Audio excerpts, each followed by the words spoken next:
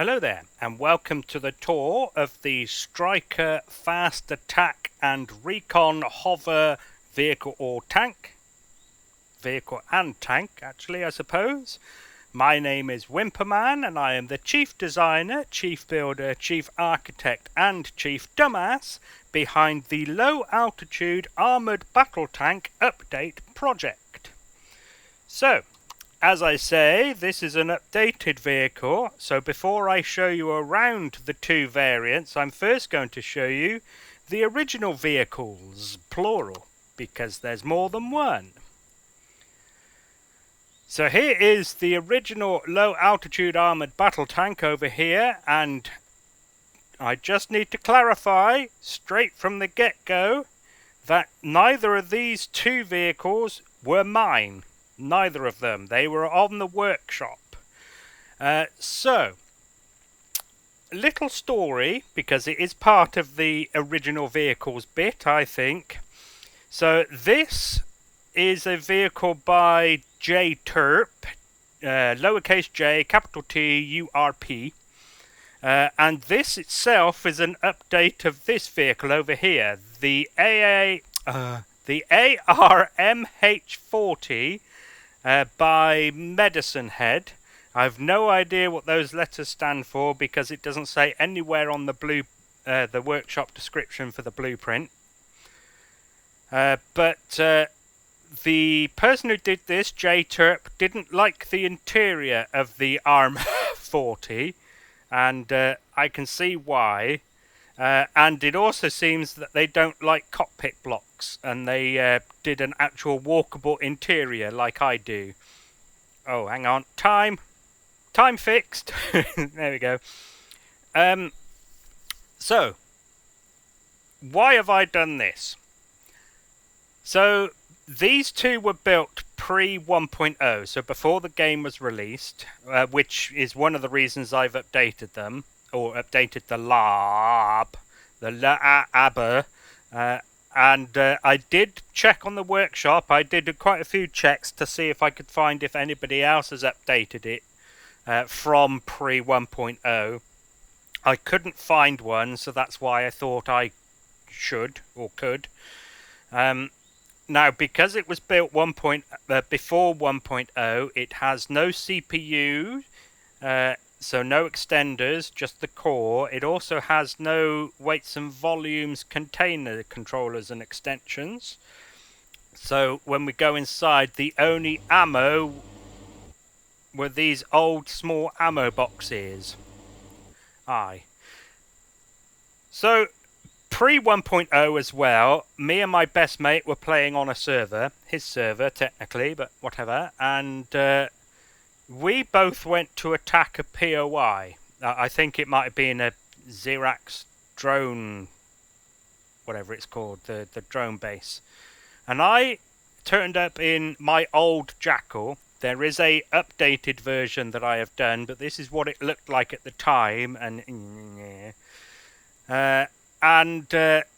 my best mate rocked up in this, which he got off the workshop. He wasn't one of the two I mentioned already. He wasn't jTurp's or Medicine Head. He got it off the workshop, and it looked cool. It looked cool at the time, I thought. Now, this thing is bigger, slower, and heavier. I mean, you might be able to tell from the textures that this was combat steel. Now, this looks like steel. That's the steel texture, but this is actually hardened steel. But the thing is, it's smaller. It's got many more thrusters.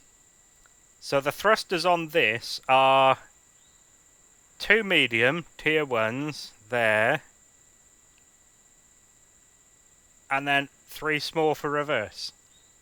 And then the lateral, I don't even know where they are actually anymore. Oh, there's one, and there's 2 more. So 3 smalls for so yeah, two mediums forward and 3 smalls all other directions. So this was bigger, slower, heavier, and so although it could take a hit, because it couldn't move very fast, it would take hits constantly. So the way I discovered I had to play with this is sit far enough away from an enemy base that that its turrets couldn't target me, but still within range of my artillery turret, so it could fire. I seem to remember I would always control the artillery turret, and I don't know whether I did that just because I wanted to make sure I was hitting what I wanted to hit, or whether it was just not be able to target at the range. It could be. So if I remember right, the artillery shells themselves will actually go further than the max range. It's just the max range is where it will automatically target and track and fire upon. But outside of that, so long as you aim high enough, like you would with a sniper rifle, the shot will still come down and hit something, if I remember right. So I parked far enough away from this POI that me and my mate were attacking, and I started to snipe with this, and I was sort of expecting him to do the same thing, but no. He charged in with this and was zipping around all over the place, allowing his turrets to work at the enemy turrets. And it was quite an awesome sight to see this thing charging about in front of me. Oh, it's just the sunlight is making that one window look a bit lighter. Sorry, it just distracted me. Yeah, and I thought that was so cool that I wanted to sort of emulate it. So I built... I wanted one... I have a Wimpermania. Where am I going? Down here. I don't know why I didn't have this out. So this is the updated version. It didn't look like this originally. It was slightly different. And this is a vehicle inspired by that fits in my Wimpermania line of vehicles. Now this is... The front end is very similar to my Initiate class shuttle, also in the Wimpermania line. And the back end is basically the... Oh, is it the Trainee SV Miner? I think it's Trainee. Except I took the bottom nacelle off and put like a tank-style outrig thing on the bottom instead. And this became my new one. But the old one I built because of that. Because I wanted a version of it. So, that rookie tank that I've just deleted... I have just got round to updating, and in the tour of that, of course, this is part of its story. So I talked about this, and as I was building that new one, and looking at this one for inspiration again, since I couldn't find a new one on the workshop, I thought I would just be the one to update this. Now, I'm sure you've guessed, but I prefer using my own builds. I only have a couple of subscriptions on the workshop, and even those I don't actually use. I just look at them for inspiration. For example, Jeff Randall's Leviathan Space Carrier, as an example. I have never used this in a Let's Play. I mean, technically, I haven't used any of my new updated builds in a Let's Play either, because I'm too busy building. So, yeah, I don't like using other people's builds. And on top of that, I also don't like updating other people's builds and then putting a version of someone else's build on the workshop. This is the only time I have ever, and probably will ever do that. English is difficult. Which kind of gives you an indication about how much I love this thing. And the impression it made on me as I watched my best mate zipping around, blowing the crap out of a Xerax base. It was just... it was awesome. So, yeah, there we go. Those are the originals. Oh, no, wrong one. We'll get back to that later on. So now I've shown you the original vehicles, I'm going to talk you around the updated ones, starting with their roles and their task equipments. Well, the roles is very much the same, sort of. So this is a Tier 2 sort of civilian militia variant, and this is a Tier 3 military tank variant, is the idea. But they both fulfill the fast attack and reconnaissance roles. which means they're used for light combat and ground scouting. And to facilitate those tasks, of course, they have lots of thrusters. Yes, and the canopy, the canopy is a large glass open canopy thing in order to facilitate the recon thing. You're not going to be using it for recon if you've only got a tiny window to look out of. Oh shit, went too far. Like, for example, the original Jackal. That's not that's not indicative of reconnaissance, is it? So so that's why these are reconnaissance, because they have large glass canopies. And of course the weapons, you could count as things they use to those tasks as well. Right, that's the end of that segment. So the next segment is going to be their propulsion, handling and lift capacities. Okay, so because this is tier 2 and that's tier 3, I've had to downgrade some of the thrusters on this one, which means they are a little bit different in this portion of the video. I will try to keep it as brief as I can. So the tier 2 fast attack recon HV has 2 large tier 1 thrusters and 4 medium tier 1 thrusters pushing forward. The tier 3 hover tank, it's the tier 2 large thrusters that are different. Braking and reverse, the tier 2 has 2 large tier 1s for braking and reverse, whereas the tier 3 tank has large tier 2s. And then they both have the same lateral, and that is 5 tier 1s. Medium, I should say. Medium tier 1s. Blah, blah, blah. On the bottom, they both have the same 4 hover boosters in the same place. They also both have the same hover engines. It has 2 smalls on either side of the front. As you can tell, they are on the inside and not exposed, which is just like the original.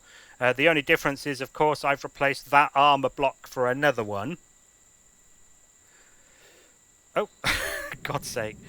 And then also internally is a large hover engine, one on each side as well.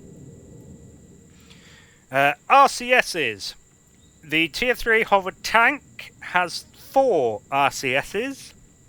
The tier 2 hover vehicle has only 2 hover RCSs.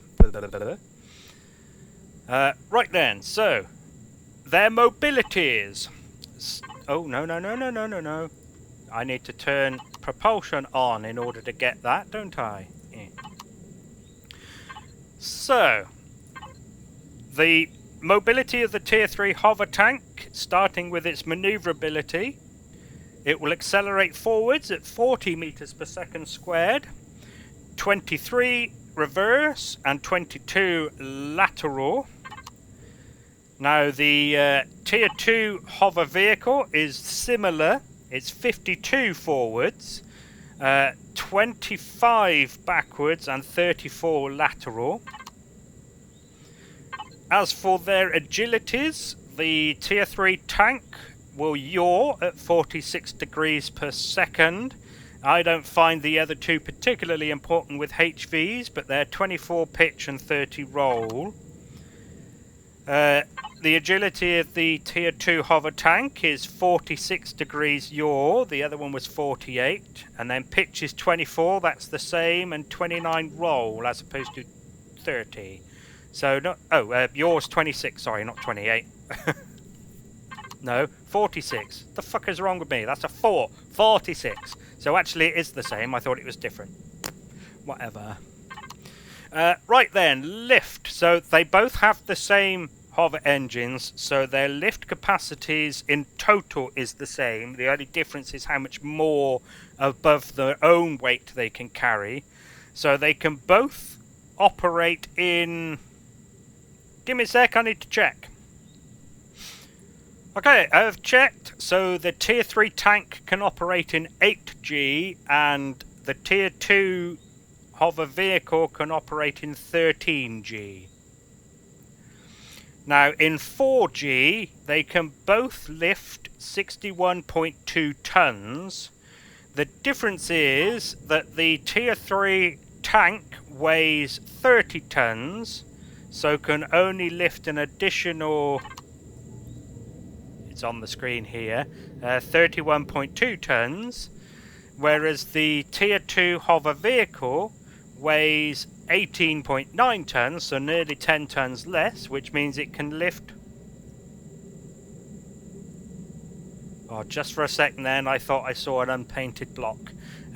Which means it can lift basically 10.1 tons more, so 42.3.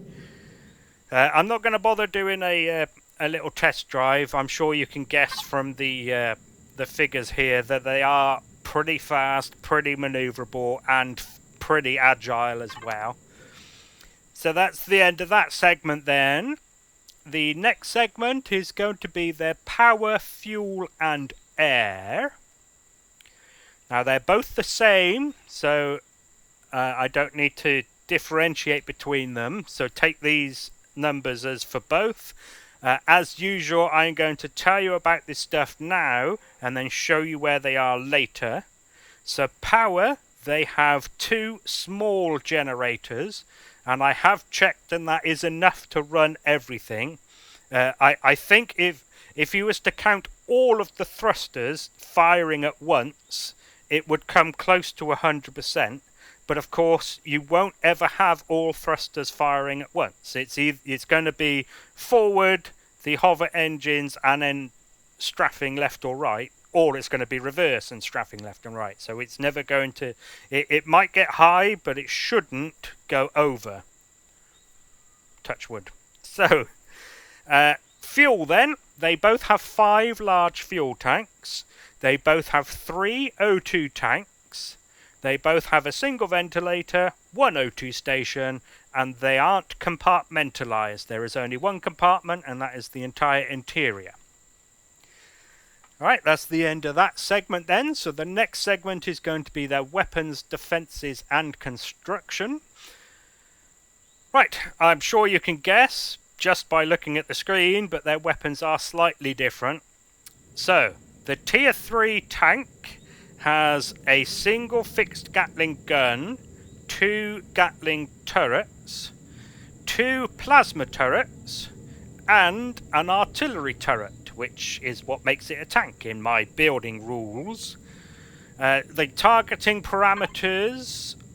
Actually, no, I will come back to that once I've done this one, because they're basically the same. So, the tier 2 hover vehicle, that's not a tank, has the same Gatlings, the 2 turrets and a gun. It has a single plasma turret in the place of the artillery turret, and as you can see, 2 rocket launchers in place of the 2 plasma turrets. Okay, now I can talk about the targeting parameters. So the Gatling turrets on both are set to target what I consider to be my anti-personnel configuration. So they will of course target predators, NPCs and drones. I would have liked not to have drones in anti-personnel, but it will target drones.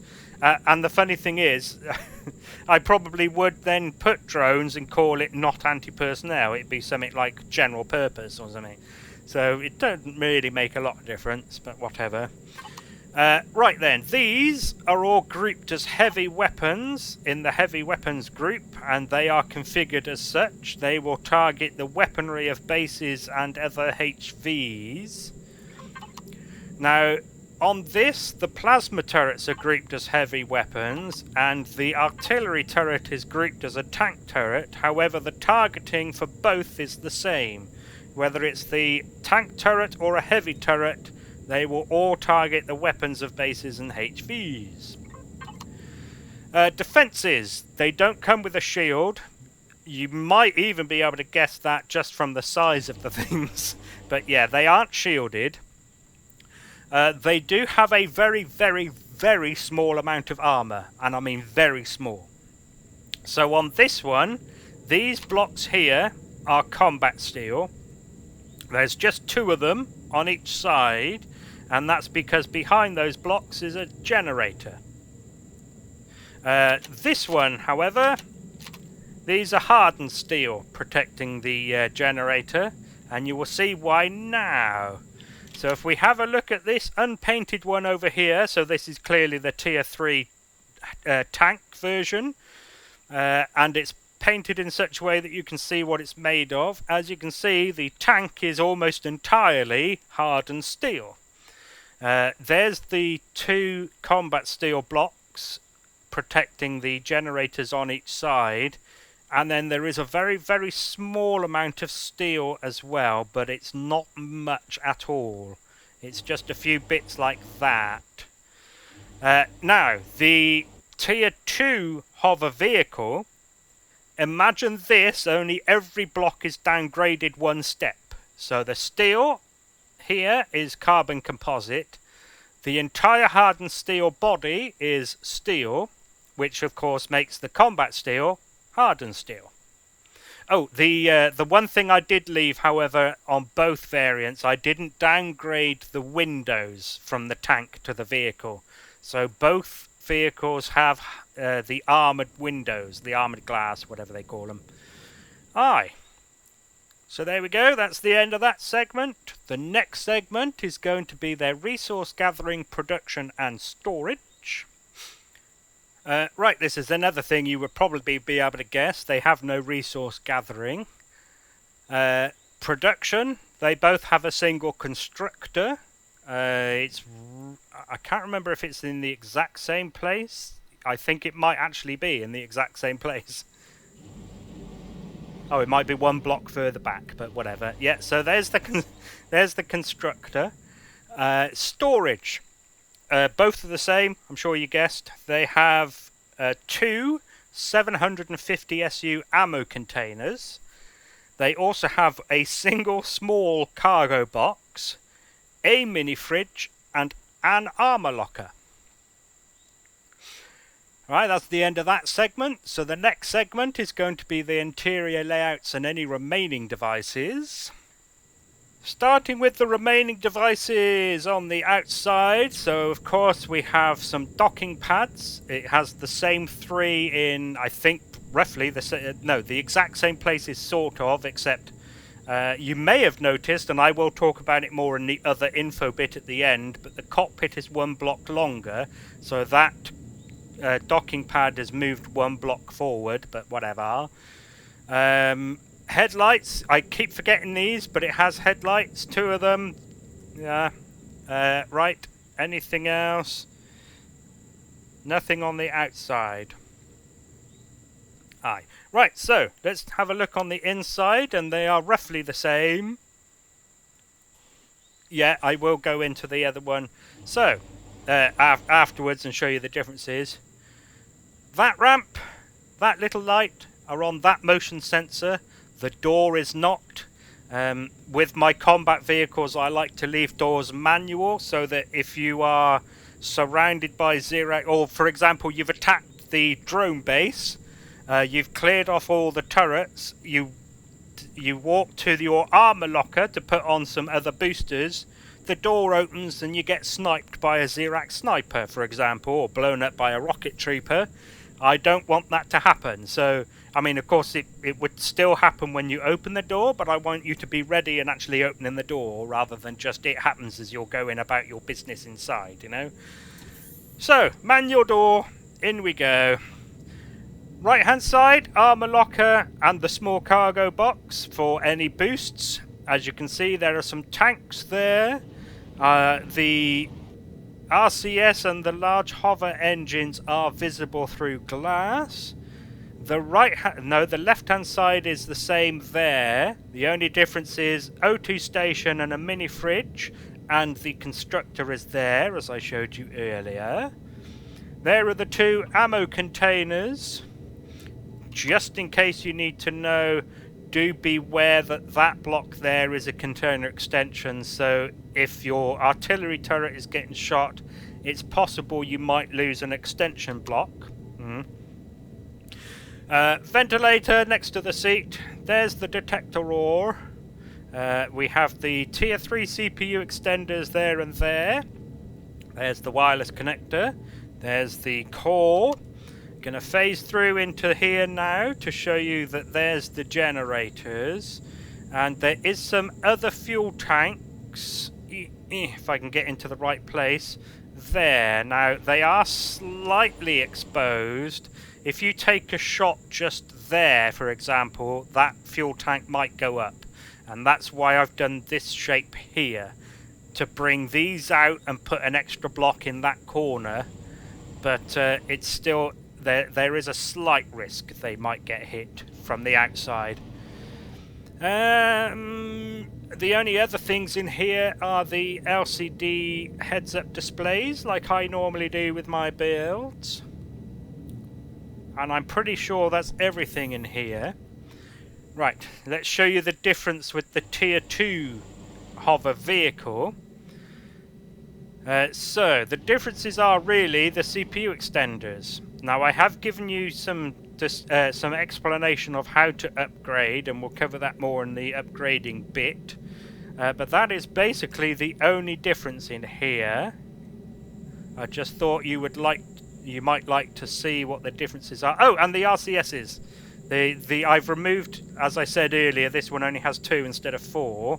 Oh, I didn't show you where the other 2 are. They're there.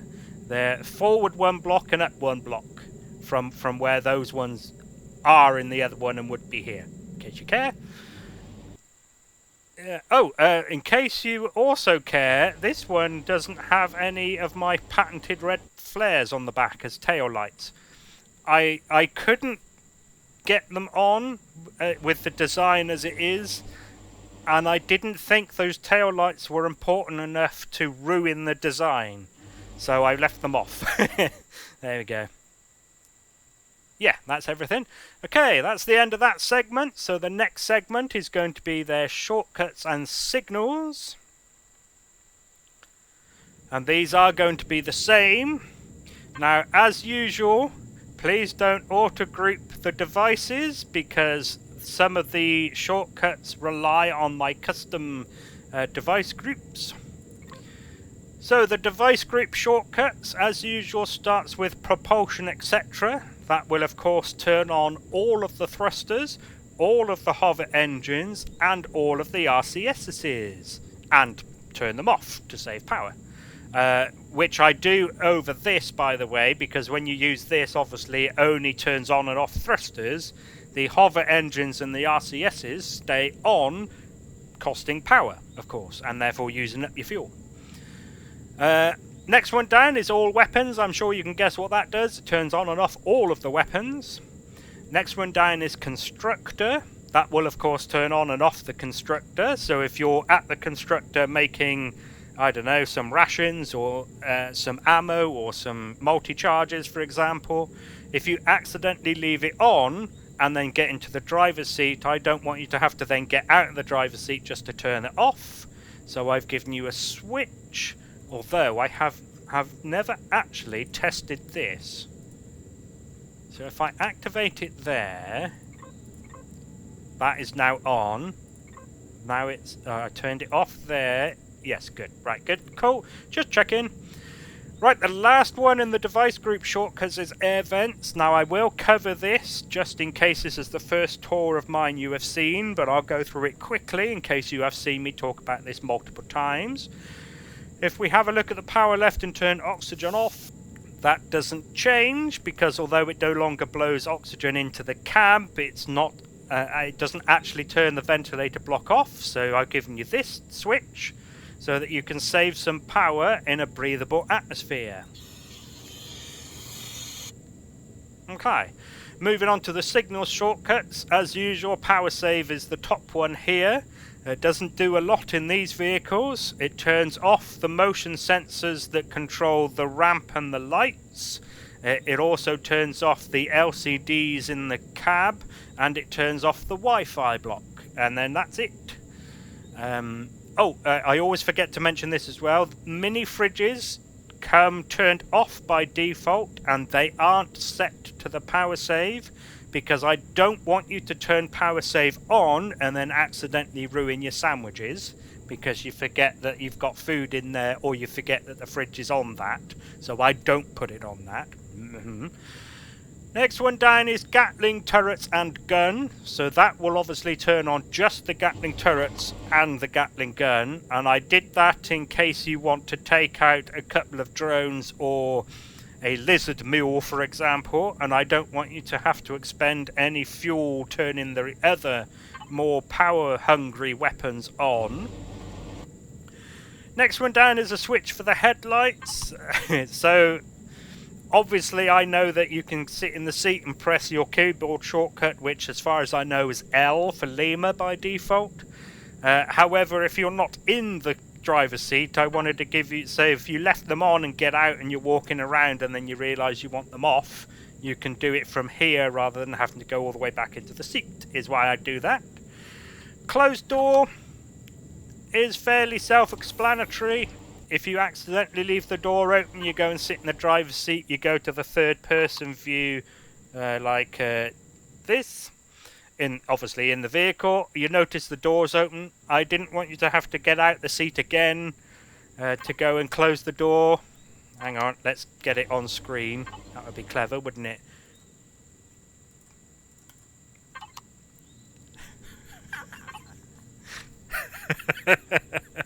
It does nothing because I forgot. Bollocks. Rightio, door fixed. So, yeah, why was I still going back over there so you couldn't see it? Right, so, accidentally leave the door open, you get in the seat, you notice it's open, you don't have to get back of the seat, you flick the switch, there you go. And it will only close it, it won't open it again. Fuck's sake. Oh well, there we go. Okay, that's the end of that segment. So the next segment is going to be their CPU and upgrading. So, as I have been saying all along, this is tier 3 and that's tier 2 CPU. So, the tier 3 tank uses 20,600 of the 30,000 you are allowed. So it's just over 10,000 left. No, just under 10,000 left. In case you are skipping around in the video, I will show you where the core and the extenders are. There and there. The tier 2 vehicle is 12,100 out of the 12,000 you are allowed, so it is just over. The efficiency, obviously I'm in creative so it won't tell you there, but here, 98%.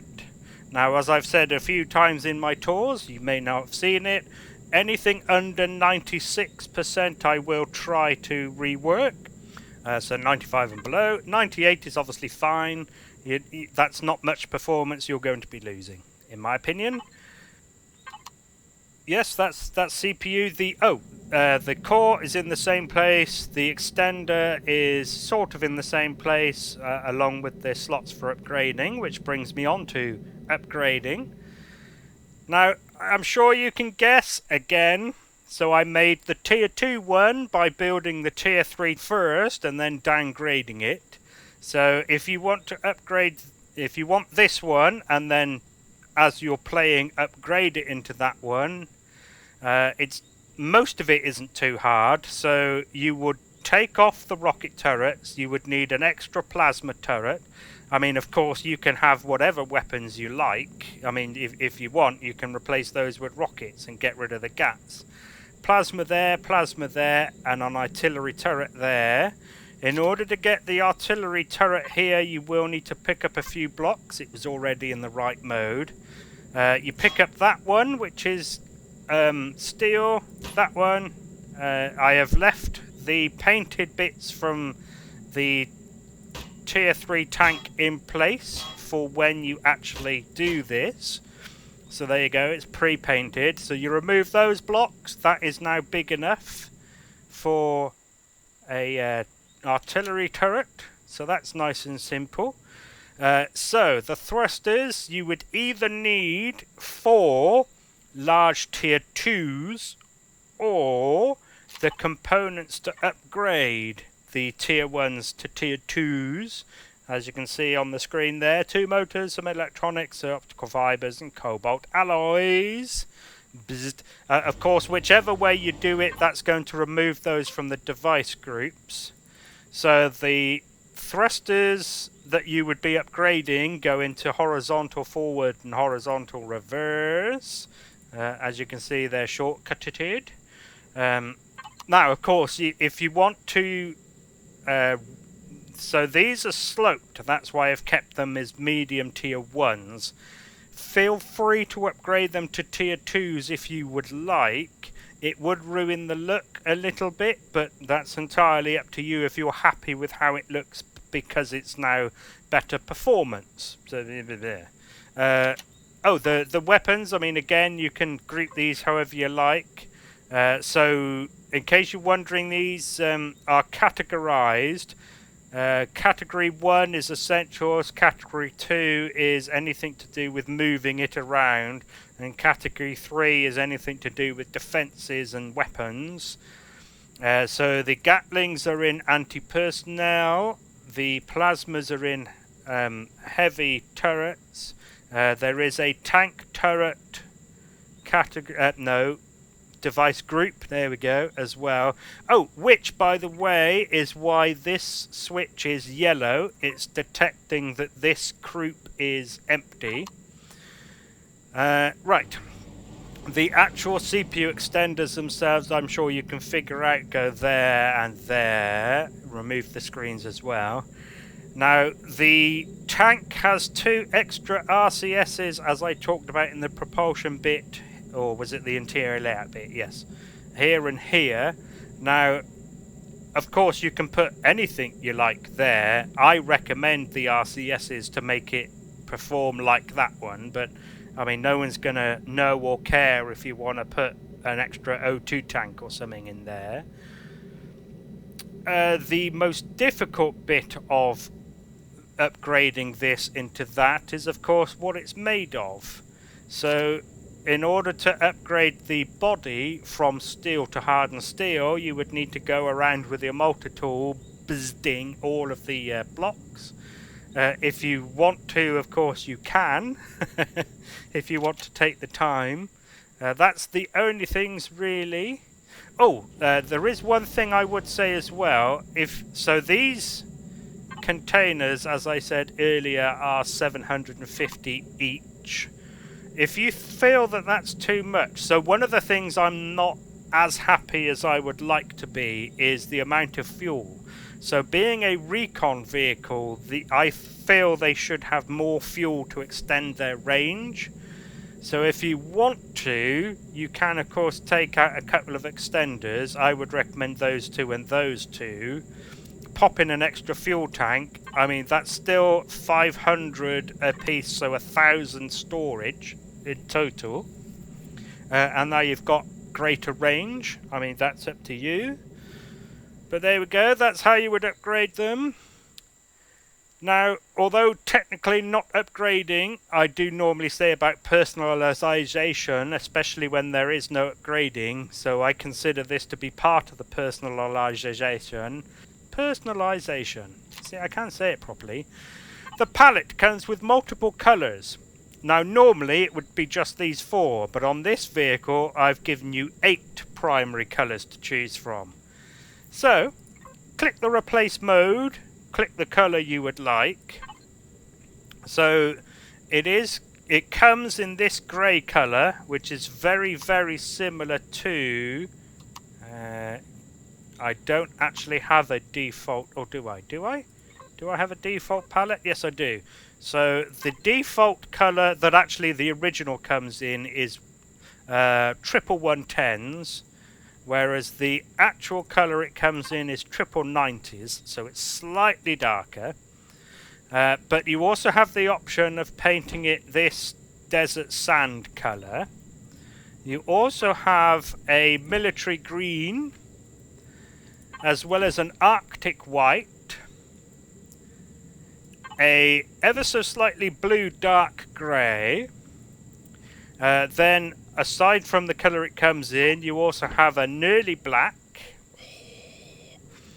Then you have a camouflage green, which isn't quite the same as the military green. It's ever so slightly greyer.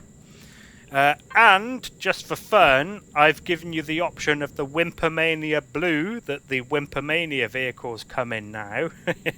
So there you go. You also have an option of colours too. That's the end of that segment then. So the next and last segment, once this siren goes past, will be other info.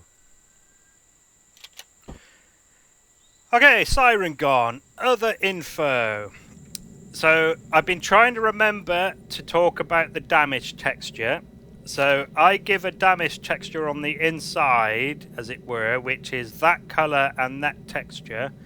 I think that that looks like smouldering metal, and I do that because when you lose a block, it now looks like it's damaged, whereas if it was default, that doesn't look like a missing block to me. That now looks like part of the design. So that's why I do that. Yeah, there we go. Right, as I said earlier, this has a 1 block longer cockpit. It's a bit petty. I'm not that keen on the way that this Gatling turret sticks up and is visible in that window there. And I know it's a bit meh, but whatever. So I did actually say in the tour of the Rookie, where I got those out as well, that I would try to see if I could make the cockpit longer so that that wasn't just dangling in the air. Which, as you can tell, I managed to do relatively successfully, in my opinion. So there you go. That's why the cockpit is now 1 block longer. I not only don't think it doesn't ruin the way it looks, I'm not entirely sure if it's slightly better. It certainly isn't worse. It's at least as good as. I would say. Right, one more thing to talk about, and that is, and I'm sure you've noticed this, the exposed thrusters. So on my versions, the thrusters are exposed, and on the original, the thrusters are behind these grating block things. And there's a couple of really good reasons for that. The first is that these gratings, hang on a second, one of the, oh hang on, am I the right size? Yes, small. So, these gratings, these are 91 kilos each. And these are 32 kilos each, the hardened steel blocks. So these things weigh quite a lot compared to just the blocks that the vehicle is made of. So there are 3, 6, 9, 12, 15 of them on this vehicle. So that's nearly 1,500 kilos. 1,400 you could probably say. 1,400 kilograms I have saved. Now, of course, this is a an armoured window, and the armoured window does have a mass of 62 kilos, but I've still taken 1,400 kilos and turned it into 120 kilos. So that's one of the reasons why I removed those, to improve the performance and to save weight. Now, I'm sure you can figure, but if you take those out and then use the slanted thrusters, I can then move the thruster blocks out by 1 block. And by doing that, so it doesn't actually count with the lateral thrusters, because on the original these are actually small. Couldn't get quite into the right position there, but managed it in the end. Yeah, so those are small, so by removing these I was able to upgrade those to mediums. As you can see, I've also put an extra one there because that is gone. Oh, and the reason I removed that thruster is because I didn't like the fact that it was pointing at the back of a turret.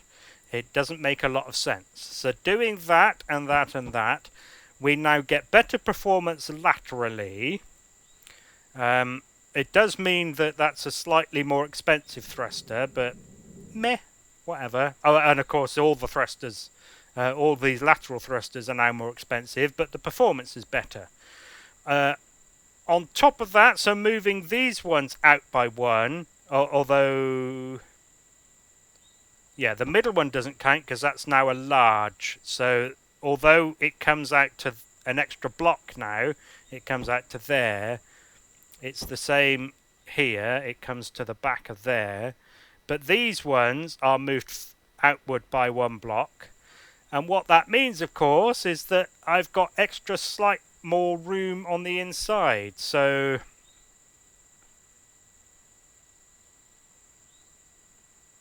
oh, actually, it turns out actually I've only got 4 more blocks of space on the inside, but that, considering I needed extra room for the containers. Oh, and moving the cockpit, extending that by 1 block, actually only gave me an extra block of space on the inside on each side, so 2 in total, and that's there and there, because this is the outer, well, it's actually behind that thruster, but it's that block there, whereas originally it would have been there, which of course meant that yeah, I don't gain any more than just that block in space. Oh, for fuck's sake. Ah, do you know the number of times I've resaved and had to replace the thumbnails? Grr. Grr. Right, let me do that. Other side. No, not that side. Oh, of course, right. So it's just that one I need to do. Okay, so there we go. That's everything I wanted to talk about. Now, normally I would then show you publishing them on the workshop. I can do this one. Of course, keep it private so that I can, you know, do the description and the images. So there we go. Thank you very much for taking an interest in my Stryker faster. Oh, one more thing. There's one more thing I wanted to talk about. I was thinking about this as well, and then of course forgot during the tour right up until the end. I do know what that sounds like when you say it aloud. The only thing I would say to that is just be thankful that I actually refer to that kind of vehicle as a hover tank and not just a tank. Because if it was just a tank, that acronym would be FART. So just be grateful there's a H in it. Okay. Now it's the end of the tour. Right, so thank you very much for taking an interest in my updated LAAB, the Stryker. So I hope you get some use out of one, if not both of these. And hopefully I will see you in another video for a different build. So thank you again, and goodbye.